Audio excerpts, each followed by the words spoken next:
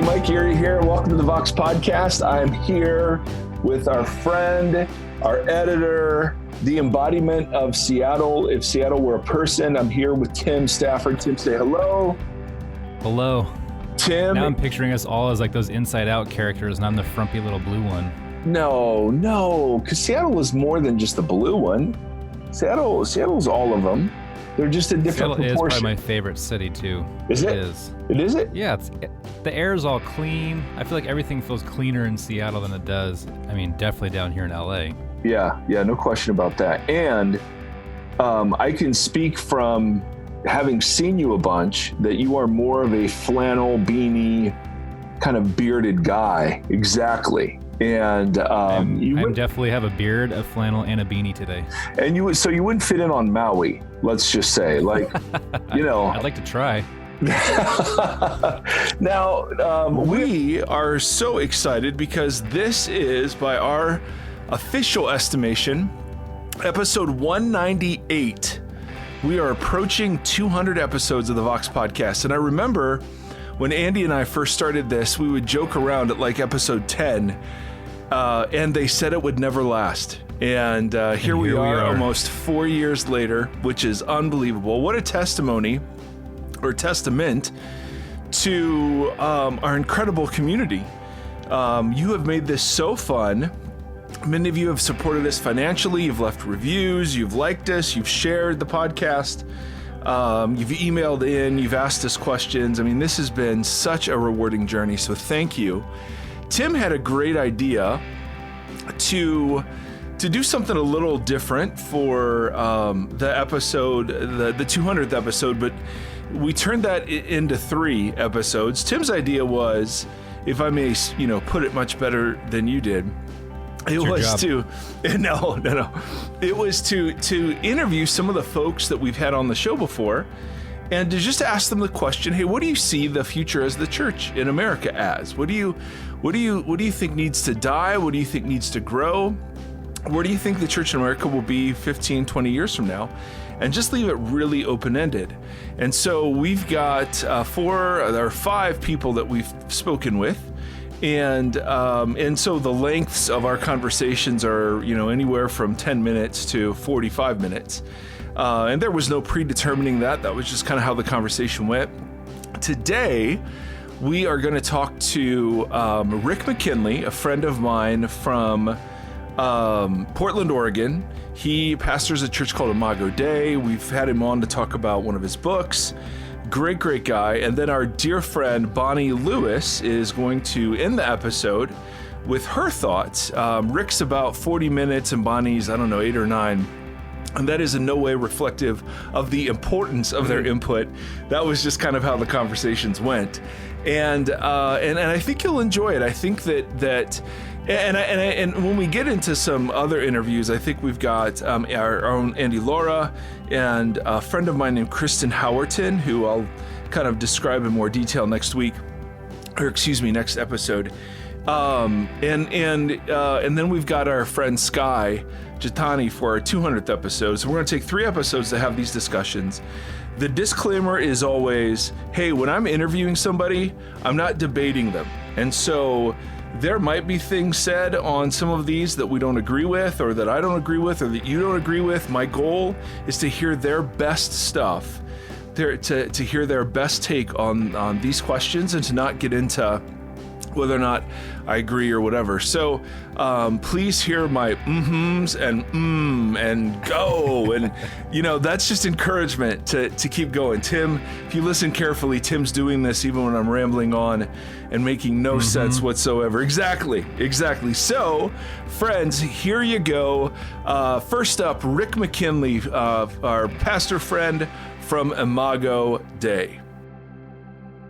Hey everybody, here with my dear brother from another mother, my friend Rick McKinley, pastor, author, speaker. Rick and I go back at least a decade, and he pastors a church called Imago Dei, in Portland, and we had him on the podcast, I don't know, several months ago, talk about his new book. But when I was thinking about who I wanted to talk to about kind of the thoughts on the future of Christianity and the church in America, Rick was one of the first guys to come to mind, not only because the book he just written has dealt with this, but I'm just curious as to what he would say. So Rick, welcome to the show again.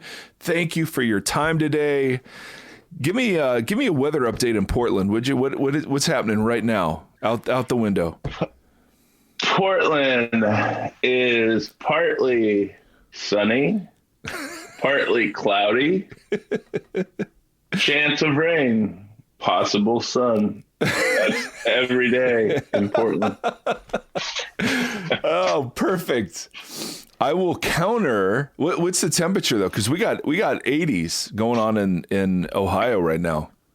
No, we don't. We're probably mid 50s, maybe hit 70 today. Okay, that's kind of boring, but nice. I mean, 80s. In Portland, if it's 70, people are going to be running around Speedos this afternoon. If it hits 70, just white tattooed skin in Speedos all over the city. Well, I the thing about Portland is that's true even when the weather isn't nice. And so, the first time I would push back on that. I mean, maybe a couple guys on a unicycle would do that on a regular basis, but my first ever trip to Portland, I was with John Mark and we went to a coffee shop, and I'd been there maybe 20 minutes. Like in Portland, we drove just from the airport straight to this coffee shop, and it was a dude in a kilt with a fishnet see-through top. And he was telling us about the poetry he was writing, and then he read some poetry to us. And I was just like, dude, this is my home right here. These are my people. If I could get away with wearing a kilt, I would do it in a second. Not gonna lie. You've rocked the fishnet top for years, but is what is really keeping you from fully entering. Just stop it right there. Ohio's big on fishnet tops. Absolutely, except we use those to actually fish. The nice thing is I'm always prepared, and in case some fishing breaks out. My man Rick, so you've been a pastor how many years? Man, what do you think? I've been at Imago almost 20, and I did about 10 years before that. So I'm not a math whiz, but I'm thinking 30 years of pastoring. Yeah. And you sound like it's been 30 years. So I was just complimenting your math. Oh, thank you. So for our sort of, I don't know, the 200th episode feels like a big deal. We've been talking about or getting different takes on kind of the future of Christianity in the States, and I DM'd you on Twitter. I said, hey, would you be willing to talk about this? And you were like, I'm not hopeful. So let's just start there. So within our lifetime, so let's say the time horizon of 15 to 20 years, what do you think, not what we want it to look like, but what do you think it will look like? And by church, obviously, I mean sort of the institutional things that we're all familiar with. Yeah. That is a great question. I think, obviously so much depends on what we do right now. The permission, if it's kind of a bad word, but to let the next generation of young leaders shape the church. So I guess when I look forward, the things that I'm hopeful about is as culture shifts so radically, I mean, I think it will continue to do so, but the church is finally realizing that it exists in a missionary context. And we have talked about that, I think, for the last few decades. I just don't know that we actually feel it, right? Like this is a missionary context. You might feel it more in different cities. But in light of that, the question becomes, will the church embrace a missionary context and the actual tension that is caused by living as a follower of Jesus on mission? So, the one thing I think the last few years have showed us is that Americans in general are not good at living in tension in places that are difficult, with people who share different opinions and the ability to dialogue and actually come to some form of human agreement. And so you see this radical polarization. And I think it exists in the church. I mean, the church is arguing about all kinds of things kind of along the same lines as culture. And so what happens if we go that direction, then the principalities and powers have won. So, on that sense, I feel like, we have an uphill battle. I do think form of church is going to shift pretty radically, giving.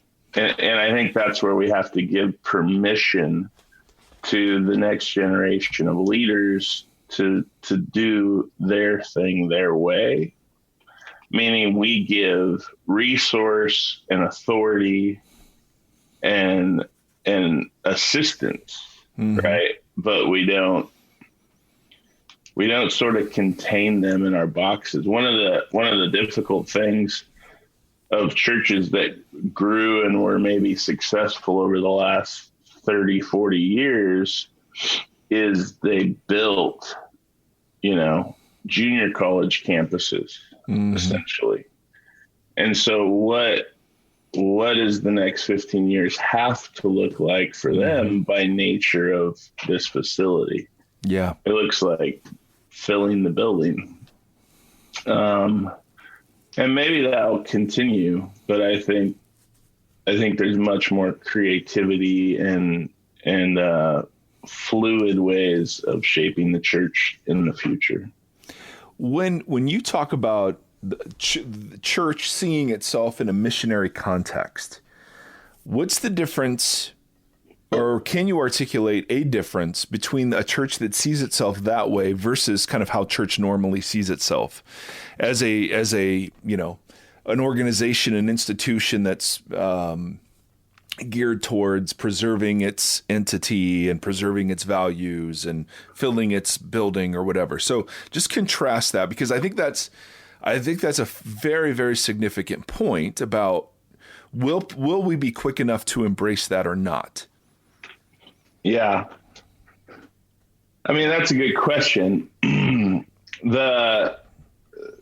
The easiest way I might be able to explain it is a church that exists for itself and its own self-preservation, or a church that exists for the community and is going to risk itself in proclamation, right? But wouldn't every church say it exists for the community?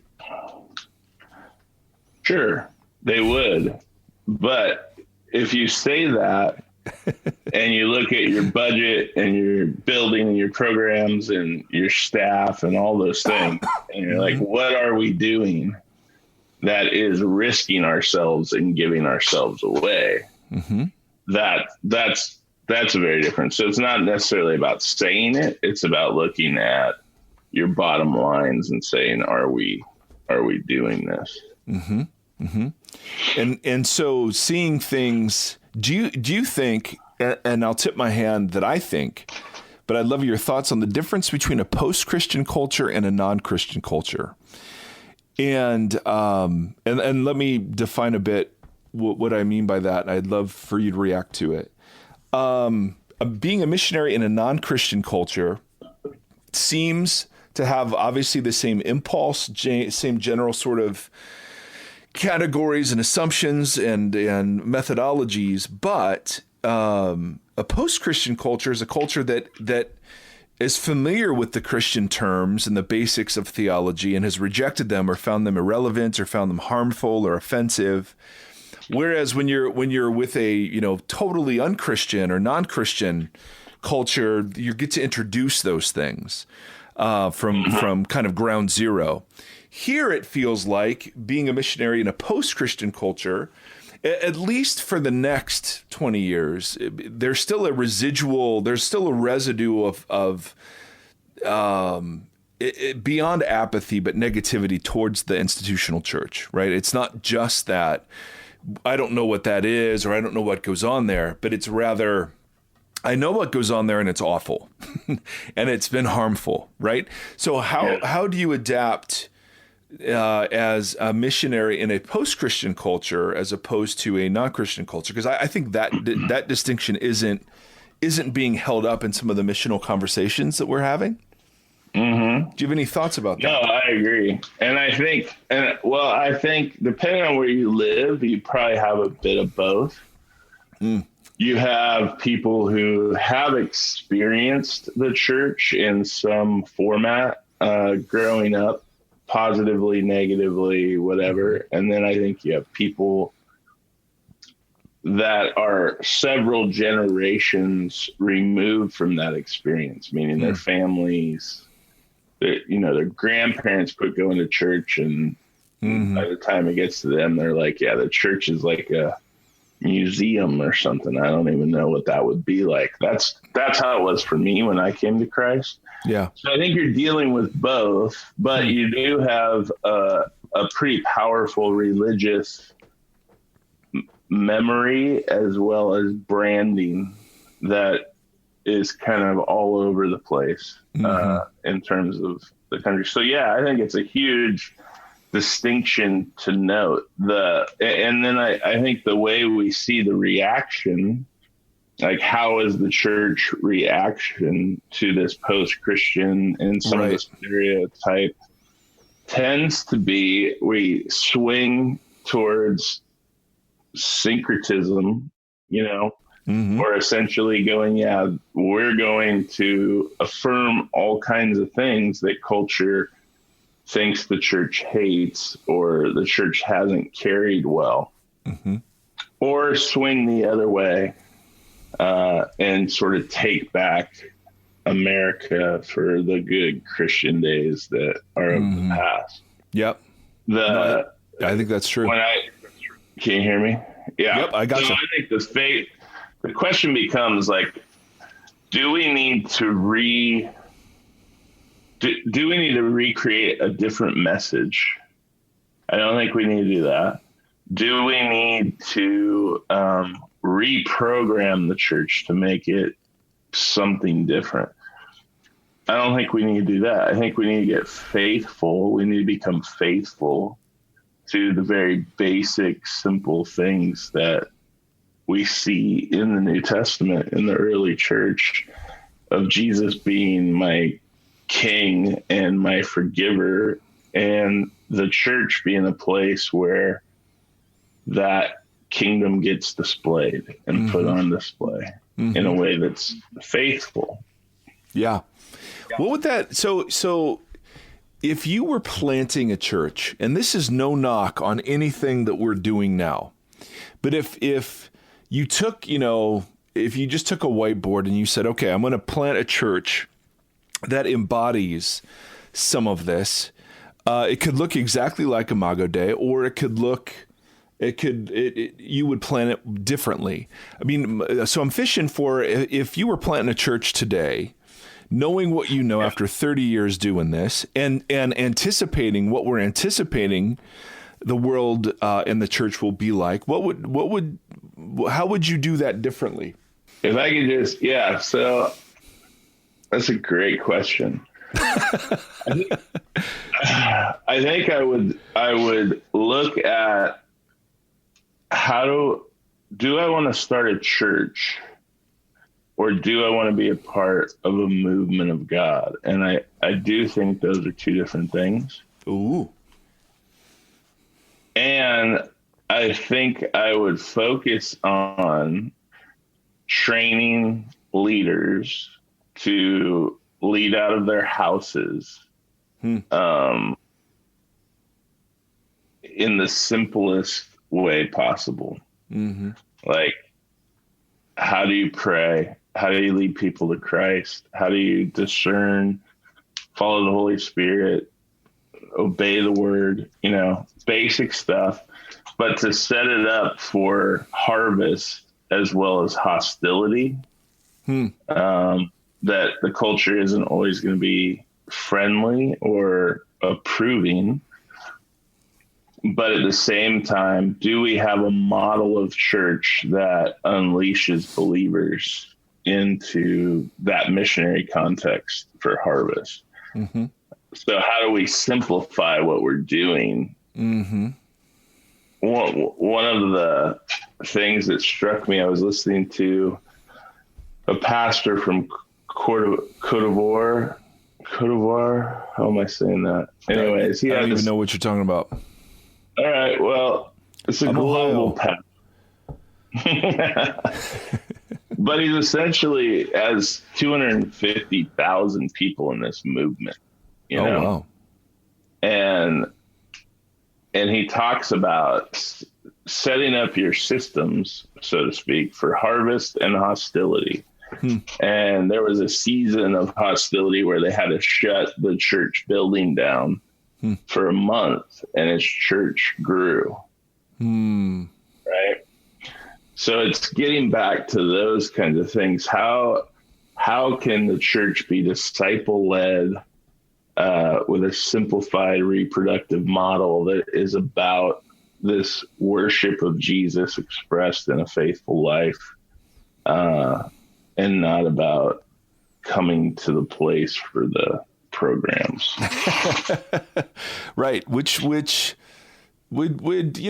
take a fairly dramatic reimagining of church for a lot of us raised in it and have, those of us who've worked in it, right? Because the weekend is what drives everything else, at least to old church growth thinking. We called it the horse. It was the horse that pulled everything else. Really? If you wanted to do small groups, you had to make it happen in Sunday mornings. If you wanted to do justice, you had to make it happen in Sunday mornings. And so the whole church began to see itself that way, right? Well, it's just that's what we inherited. And I didn't know. Several things have changed about that. Yes. Culturally. Yes. Like? I think that the church, we sort of capitulated to it being a teaching event. Yep. And that teaching event now is available on iTunes, wherever podcasts are sold. Right? Yeah. And so, with much better content than you're going to get from Schmo down the road. Right. And so if I don't have to, if I can get the basic thing that I go for, even though there's value to being together and worship, but in the average person mind that's filled with the anxiety of the pace and connectedness. Do I really want to get up, haul my kids there, find out that the classroom is shut down because there's too many kids, and then, hold my 4-year-old through this church service? Just that, and listen to the guy talk about Sabbath rest. It's sort of wow, this doesn't feel good to me. So, but I do think it's getting back to what the church is, which looks like what? Well, what is the church theologically? It is the people who have been awakened to Christ as Lord and Messiah and are filled with his Spirit and are about his purposes. Mm-hmm. Right. Boom. And therefore, when we gather, that's what we're doing. We're doing the Jesus stuff, prayer and worship and obeying his word and breaking bread and, blessing and healing the world. Mm-hmm. So from that standpoint, that looks really different. And I think high 90% of our pastors are like, that's not what I get to do. Right. I get to run a program or a machine or, a system, and it's killing most of us. I have a heart for the pastors that are out there right now, because I feel like so many of them are in a model that doesn't allow for them to be part of the party. Yeah. Yeah. No, I think that's true. And it seems like part of the role of the Gen X crowd that is aging very slowly, just personally speaking. And gracefully is that, and I know permission, you said earlier, is a word that, has some baggage to it, but I think it is. There is some permission that has to be given, because I know that that totally makes sense. It feels like, and I don't know if we can say this, but there's part of me that hasn't felt that same permission from the generation before us. In other words, when I look at the gift of the baby boomers to the church, there are many things worth celebrating, and but there are many things worth lamenting, and part of that is a very narrow imagination about what church is, what church does, what constitutes a church, how you plant churches. Like there isn't a whole lot of entrepreneurialism associated with this, other than, get a launch team and launch a service, right? That's kind of all we know to do, because that's all that, a church is, because you got to reach a certain number of people to be financially sustainable, blah, blah, blah, blah, blah. I just think the future of the church is going to, especially if we lose, like I think we will, I think we'll lose our tax exempt status at some point.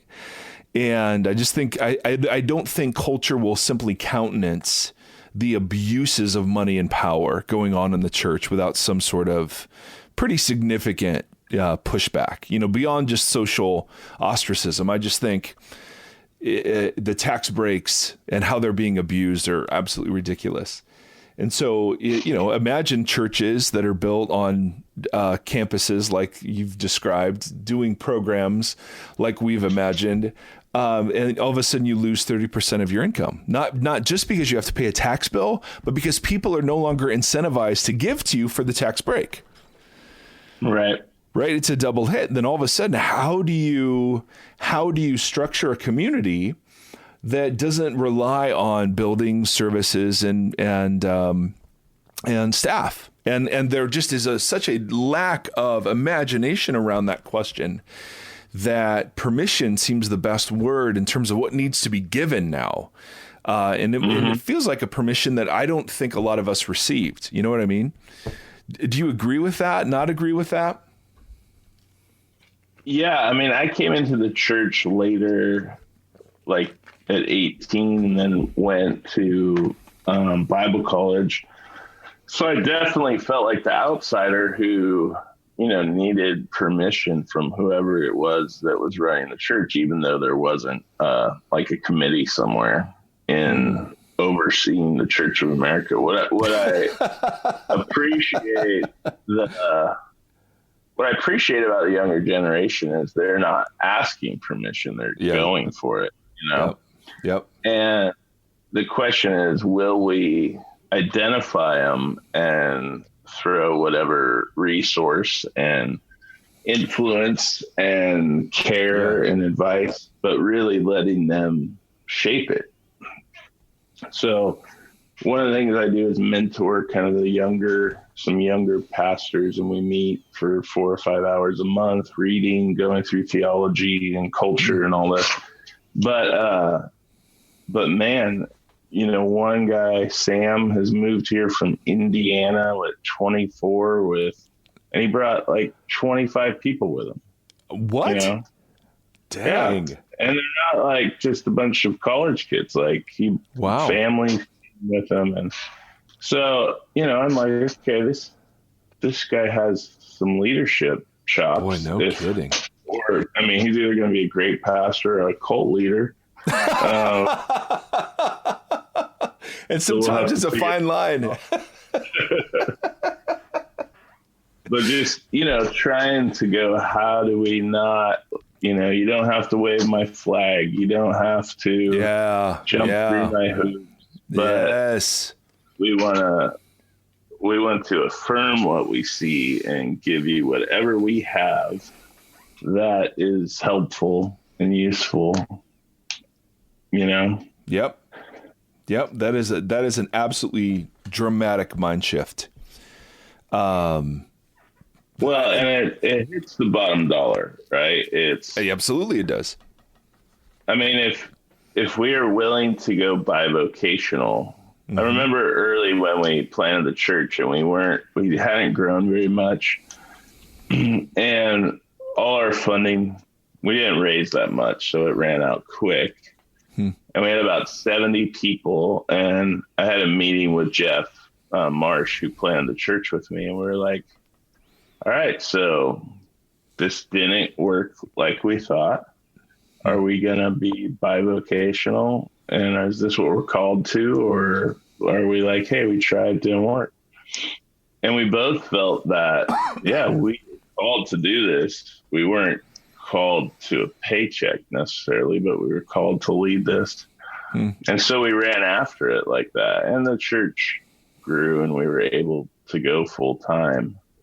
But there was such a freedom when you realize we are going to do this regardless if we get paid, regardless if it grows, regardless if it's successful in the eyes of the church. So good. But I meet with planters now who honestly, that's never an option.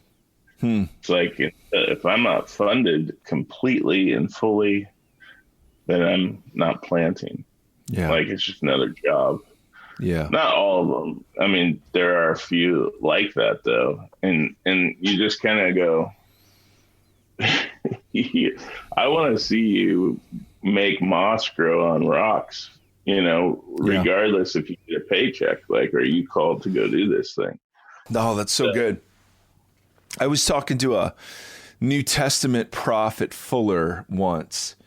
We were at lunch and I just asked him, if you could do one thing to change the entirety of the American church, what would you do? And he said, stop paying pastors. And they all have to have other jobs. And he said that would dramatically change the face of the church, because if there's no money in it, he just said, and I think this is true. He said just the number of people who get in, who would never say they get in for the financial benefits, but absolutely either get in or stay in because of those, and lose complete sight of the mission. It's not just churches that become institutions, but people do too. And I thought that was super fascinating. The idea that, okay, like, what if you created a denomination that simply said, okay, you're not allowed to pay pastors. You're just not allowed. How would that change the church? And it seems like it would change it pretty dramatically. Well, that is happening all over America right now. What's that? Pastors not getting paid and leading congregations. It's happening in the Hispanic churches. It's happening in African American churches. It's happening in a lot of churches where people of color are gathering and they can't afford that. And the pastors are shredding, like they're amazing. Yeah. It's happening all over Africa. It's happening, so we're talking about a very white middle class issue. Ooh, that's so good. Yeah. And that's very true. So we always talk about the church in that perspective, you know.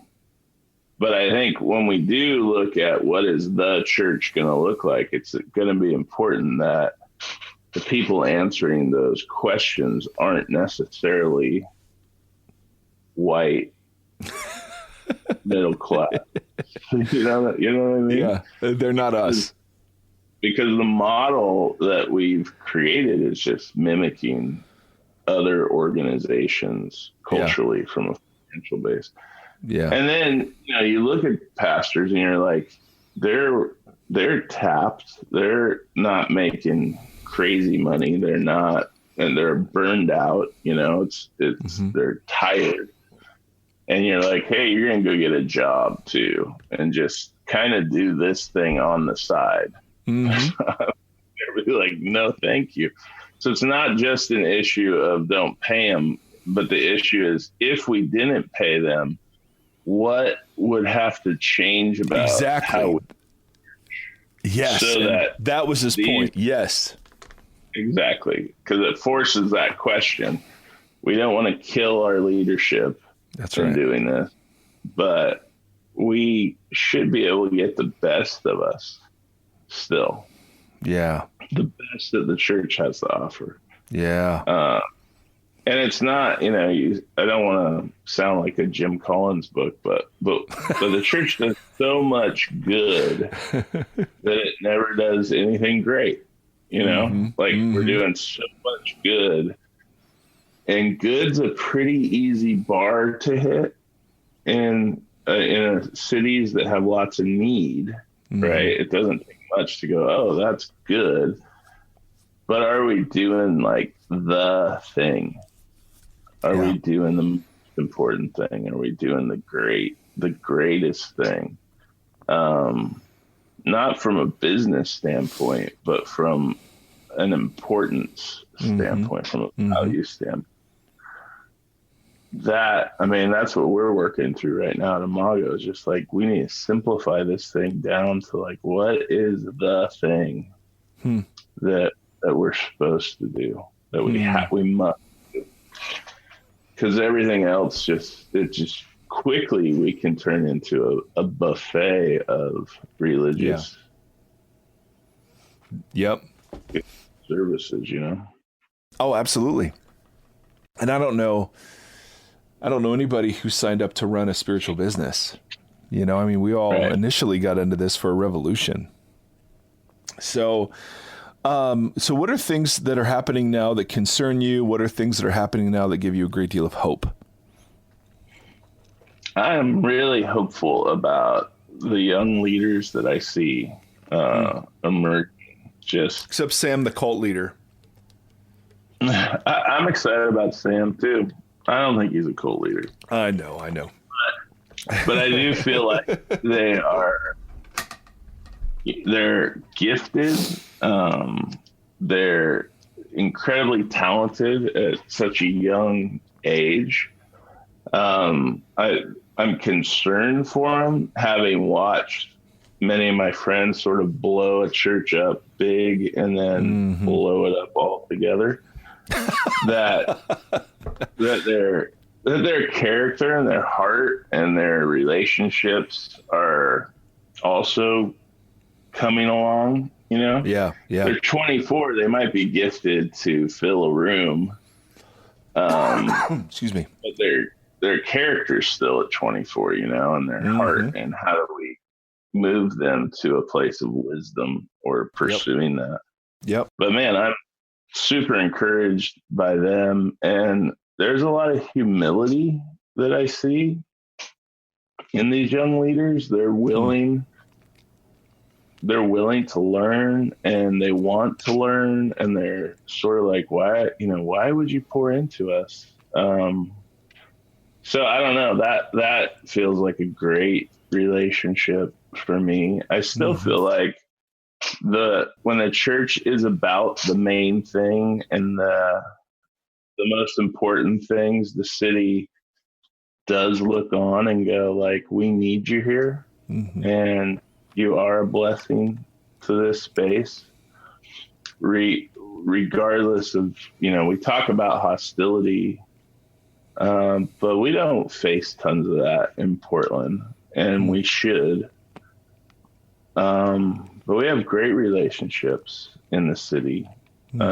Serving, we disagree on a lot of things, but so I'm hopeful for that.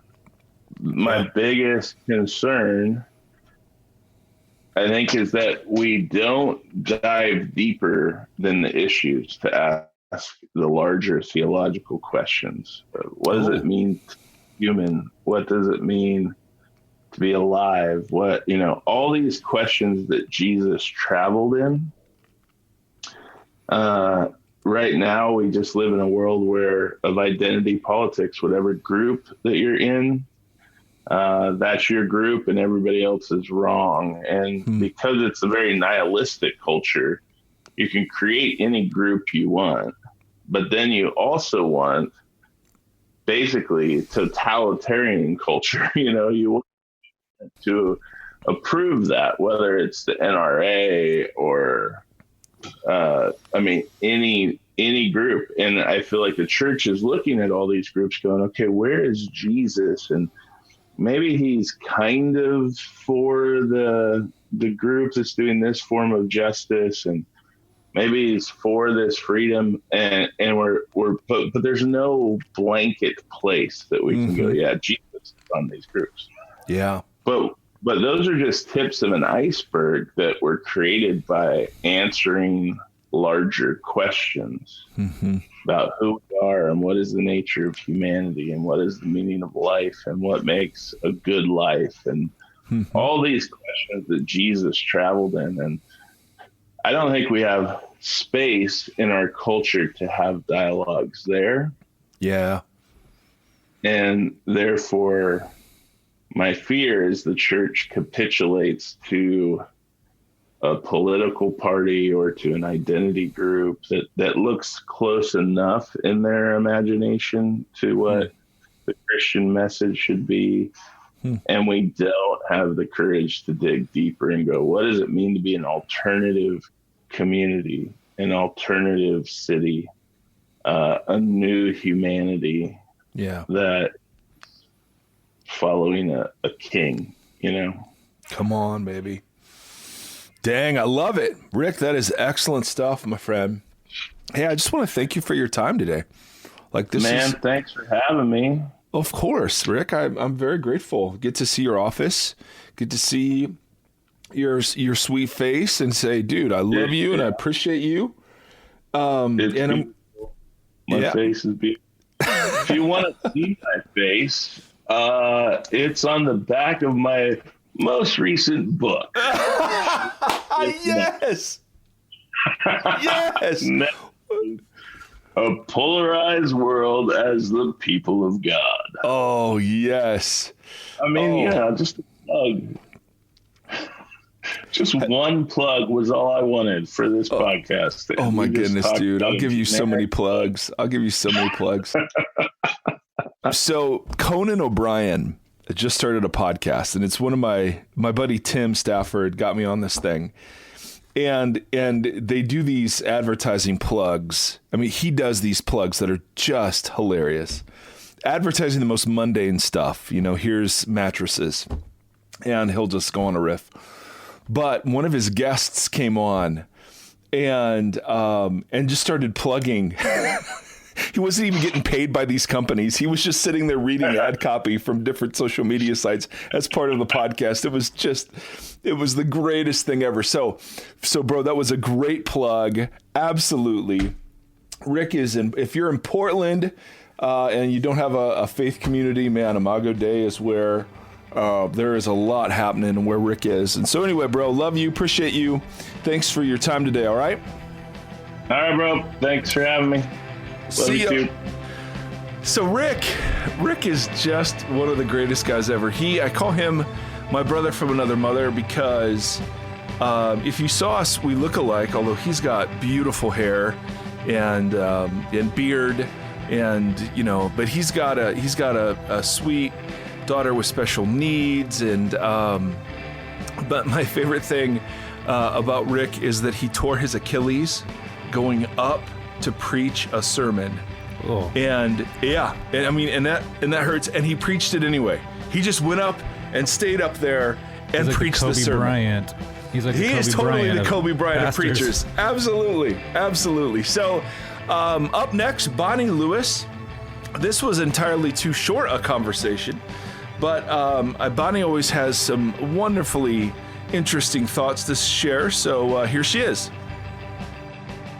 Hey everybody, we're here with Bonnie Lewis, our friend, our Bible translator, our the next president of the United States. Oh my gosh. Our friend Bonnie Lewis. Bonnie, how are you today? I'm doing good. How are you? I'm doing great.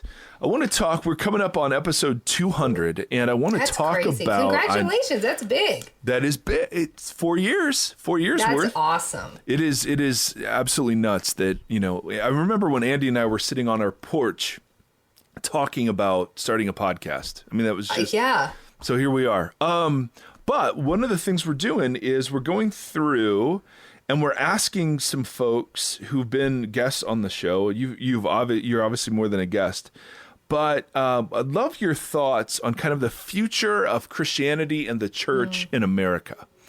Oh, in America. Yeah. In America, yeah, because I can't, Lord willing, it keeps exploding in Latin America, and it's revitalized in Europe, and it's, whatever. But Yeah. where do you see the future of this thing in, let's say, 10, 15 years?